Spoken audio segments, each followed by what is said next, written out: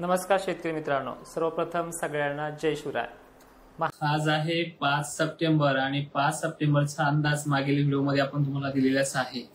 तत्पूर्वी एक विनंती आहे की ज्या शेतकऱ्यांना फवारणी करायच्या आहेत अशा शेतकऱ्यांनी आपल्या मेसेज चेक करायचे। त्या मेसेजमध्ये बऱ्याचशा तुम्हाला गोष्टी सांगितलेल्या आहेत, ठीक आहे। तर आज नाशिकच्या अनेक भागांमध्ये लवकरच पावसाचा प्रवेश होतो आहे। उत्तरेकडील जे काही भाग सांगितले आपण मागच्या वेळेस धुवाधार पावसासाठी, त्यात मालेगाव, नांदगाव, निफाडचा आपण समावेश आहे। काहींना दुपार नंतर तर काहींना संध्याकाळच्या वेळेला हा पाऊस असणार आहे।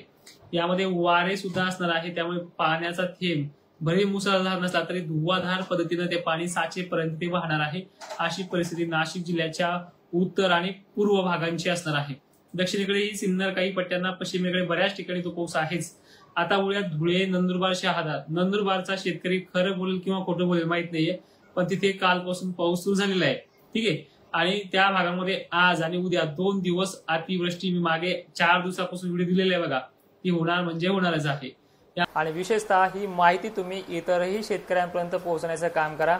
आज बघतोय मी इंस्टाग्राम, फेसबुकवरती मला शेतकऱ्यांनी चांगल्या पद्धतीनं सपोर्ट दिला आहे, पण 2 वर्षापासून या चॅनलवरती काम करतोय। तर ह्या चॅनलचे 100K सबस्क्रायबर पूर्ण करण्याचे मी आज वैयक्तिक तुम्हाला बोलतो आहे, कारण की आपल्याला बरेच जणांनी टॉर्चर केले की तुमचे 100K होणारच नाहीये, ते आपल्याला करायचे आहेत। त्यामध्ये आज जळगाव पण आहे, काही ठिकाणी धुळे पण बऱ्याच ठिकाणी आज 5 सप्टेंबरला आहे।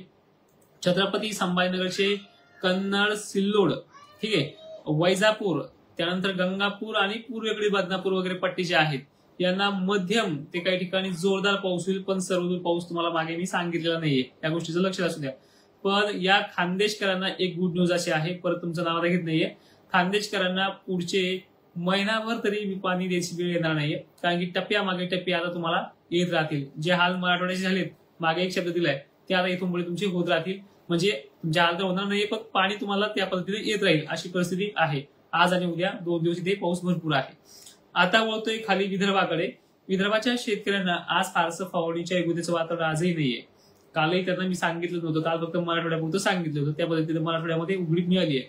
पण आता फवारणीसाठी तुम्ही एक काम करा, आजचा तर दिवस बरोबर नाहीये घनसावंगीसाठी सुद्धा, पण रिक्स घेऊ शकता। जर रिक्स नसेल घ्यायची तर 7 तारखेला, 7 तारखेला, 8 तारखेला, 9 तारखेला, 10 तारखेला क्लिअर वातावरण आहे, काम करायला अडथळे नाहीच। घनसावंगी असेल, आंबड असेल, परतूर असेल, सिलो असेल। मग आज गणेश उत्सवाच्या निरोपाची तयारी आपल्याला आज करावी लागते आणि उद्या निरोप द्यावा लागतो, त्यामुळे पंक्ती वगैरे जे असतील तुम्ही हे 2 दिवस असेच घाला, पण 7, 8, 9ला क्लिअर वातावरण आहे, टेन्शन घेऊ नका। त्यानंतर दक्षिण महाराष्ट्रामध्ये पुणे सर्कल जो आहे पश्चिम साईडचा, पुणे, सातारा, सांगली, 6 तारखेला तुम्हाला थोडाफार भरणीपुरता काही भागांमध्ये तर काही ठिकाणी चांगल्या पद्धतीचा पाऊस होणार आहे। हा पाऊस सर्वदूर नाहीये, तुम्हाला 14 तारखेपर्यंत मी मागे व्हिडिओ सांगितलं, तुम्हाला वाटच बघावी लागणार आहे, ठीक आहे। सध्या खानदेश, विदर्भ हा व्याप्ती जे काही आपण मलकापूरसाठी, खामगावसाठी विषय काढला होता, आता तिकडनं सुरुवात केली त्याने, उत्तरेकडनं मेसेज, उत्तरेकडनं पाऊस येण्याची जी काही सुरुवात झाली आहे, या भागांना तो चांगल्या पद्धतीने घेत जाईल, त्यामुळे या भागांचं पाणी संकट देखील आता हळूहळू 2 टप्प्यामध्ये संपून जाईल। विषय नांदेड जिल्ह्याचा, नांदेड, लातूर, परभणी या भागांचा।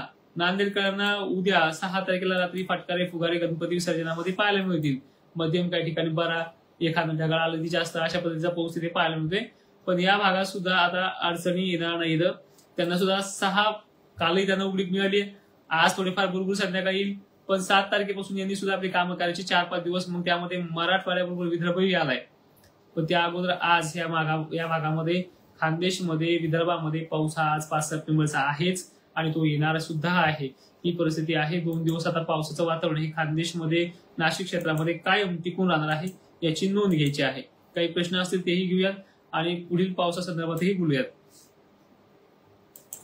आज वाशिम, हिंगोली या भागामध्येही पावसाचा जोर वाढणार आहे। हिंगोलीच्या, वाशिमच्या, बुलढाण्याच्या अनेक भागांमध्ये हा जोर असणार आहे। गोपाल पवार सर व्हिडिओ दिले तुमच्याबद्दल, मी भरती माहिती दिलेली आहे, तुम्हाला आज पाऊस होणार आहे। फक्त तुम्ही काय करताय, पडला की शांत बसताय, हे मला जमणार नाहीये। ती कमेंट करत राहा, रिप्लाय करत राहा, जेणेकरून बदनाम करणारे आपल्या लाईव्हला येतच असतात, पण आता त्यांचे नाव घेणं पण आपण कमी केलंय। नाशिक क्षेत्रात आज वाढणार आहे, नाशिकच्या उत्तरेकडील भागांना, पूर्वेकडील भागांना पावसाचा जोर आज वाढतोय। हिंगोलीला तुकाराम मुळे सर दुपारनंतर पावसाची हजेरी लागणार आहे।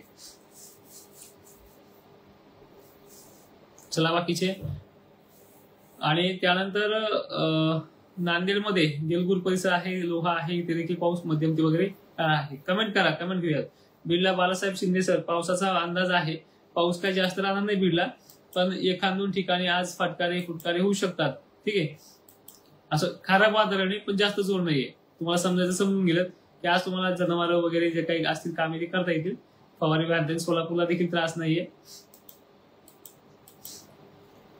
घनसावंगी, मंठा, परतूर, आंबड या भागामध्ये काही स्वयंपाकाचे काम असतील गणेशोत्सवाचे दुपारनंतर 4-5 वाजता किंवा 8 पर्यंतही लोक कधी चालतील. धोका कुठेच नाहीये. उद्या मात्र तशी पद्धतीचे षटकार येऊ शकतात. तर उद्या 6 तारखेचा जर आपण विचार केला ना तर पुढल्या पंक्तीला अडथळे येऊ शकतात का, तर साहजिकच आहे. जळगावमध्ये अडथळे राहणार आहेत, मलकापूर, खामगाव, अकोला, अमरावतीमध्ये अडथळे राहणार आहेत. नाशिक क्षेत्रामध्ये गुरुकुल वगैरे अडथळे राहतील. पण मराठवाड्यामध्ये अडथळे सकाळी नाहीत, दुपारनंतर संध्याकाळी आपल्या गणपती उठायच्या आम्हाला पाऊस तो ऍक्टिव्ह होऊ शकतो. माहिती शेवटपर्यंत पाहणाऱ्या शेतकऱ्यांचे धन्यवाद आणि ही माहिती सर्व शेतकऱ्यांना पाठवण्याचा प्रयत्न करा. जय शिवराय.